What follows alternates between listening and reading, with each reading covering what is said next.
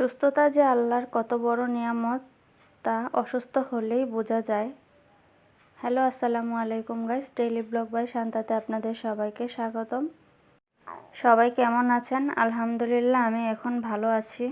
গতকালকে শরীরটা এত খারাপ ছিল যে বিছানা থেকে উঠতেই ইচ্ছে করছিল না, এত পরিমাণে শরীর ব্যথা। পায়ে শক্তি পাচ্ছিলাম না, দাঁড়াতে পারছিলাম না, মনে হচ্ছিল শুধু মাথাটা ঘুরছে।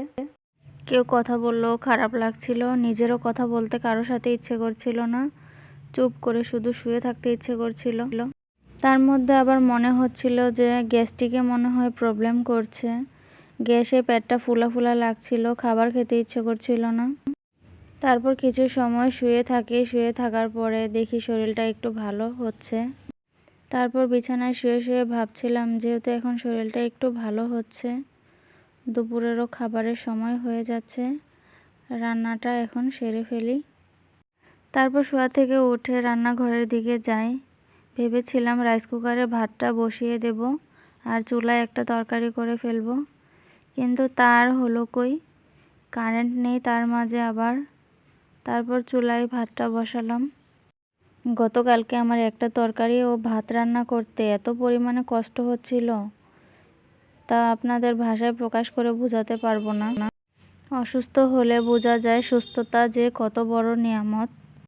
সুস্থ থাকলে একটা কঠিন কাজও সহজে করে ফেলা যায় মনের জোরে হলেও, কিন্তু যখন আপনি অসুস্থ হবেন তখন বোঝা যায় যে একটা কাজ করতে কী পরিমাণ যে কষ্ট হয়।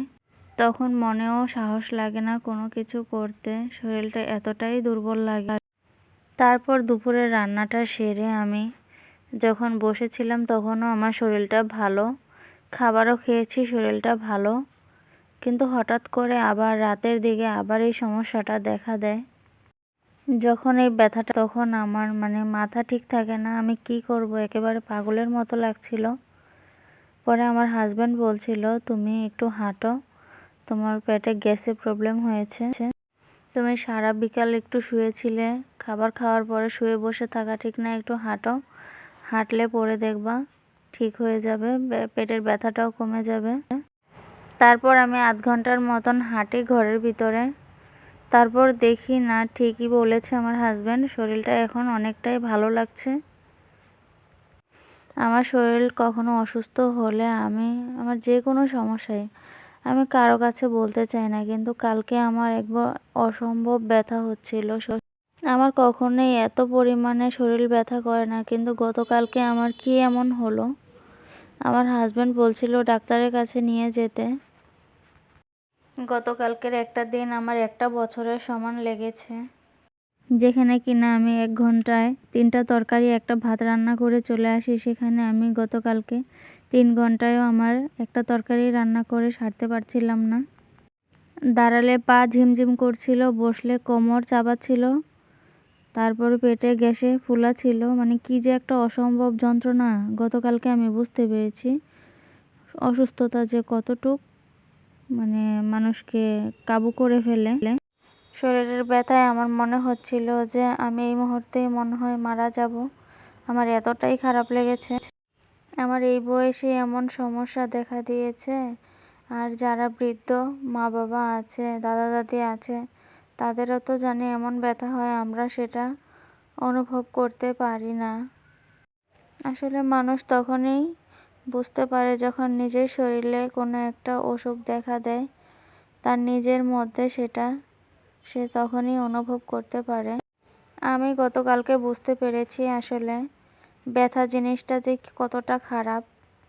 ব্যথা জিনিসটা আসলে এতটাই খারাপ যে শরীরের যে কোনো জায়গায় হোক, কিন্তু পুরোটা শরীর আপনার দুর্বল করে দেয়।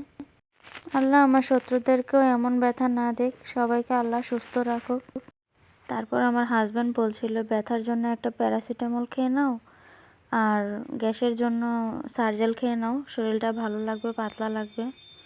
তারপর আমি বলছিলাম যে দেখি না এইভাবে সারে কিনা, যদি সেরে যায় তাহলে ওষুধ খাওয়ার দরকার কি।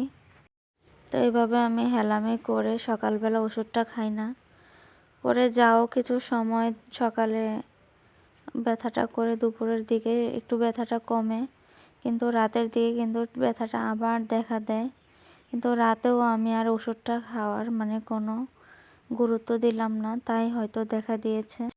পরে রাতের ব্যথাটা বেশি সময় থাকে না, ঘন্টাখানেক থেকে পরে মনে করেন আবার ভালো হয়ে যায়। তো আর কি আর ওষুধের প্রয়োজন হয়নি আলহামদুলিল্লাহ। এখন আল্লাহর রহমতে আমি ভালোই আছি। আর আমি সহজে ওষুধ খেতে চাই না, এটাও আমার একটা বদ অভ্যাস। আবার অনেক সময় দেখা যায় ওষুধের কথা বললেও একবেলা খেলে আমার আরেক বেলা মনেও থাকে না।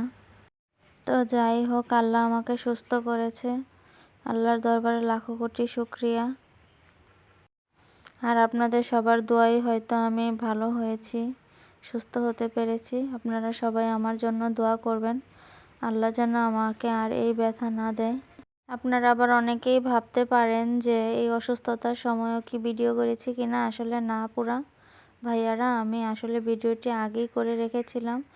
এটি সামান্য অন্য আরেকটি রান্নার ভিডিওতে আমি ভয়েস দিচ্ছি।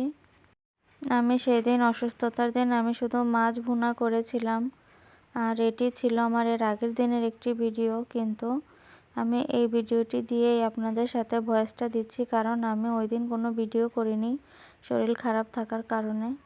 আর সেই দিন আমি ভিডিও করব কিভাবে, আমি তো অসম্ভব যন্ত্রণার মধ্যে ছিলাম। আমার শরীর এতটাই খারাপ ছিল যে এসব আমার মাথায় তখন কিছু ছিল না।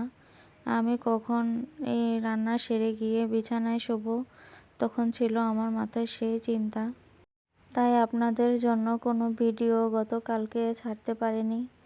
এর আগের দিনও কাজের ঝামেলা ছিল, তাই ছাড়তে পারিনি। তো সবাই ভালো থাকবেন। আজকে আমার ভিডিওটি এখানেই শেষ করছি। সবাই ভালো থাকবেন, সুস্থ থাকবেন। আসসালামু আলাইকুম।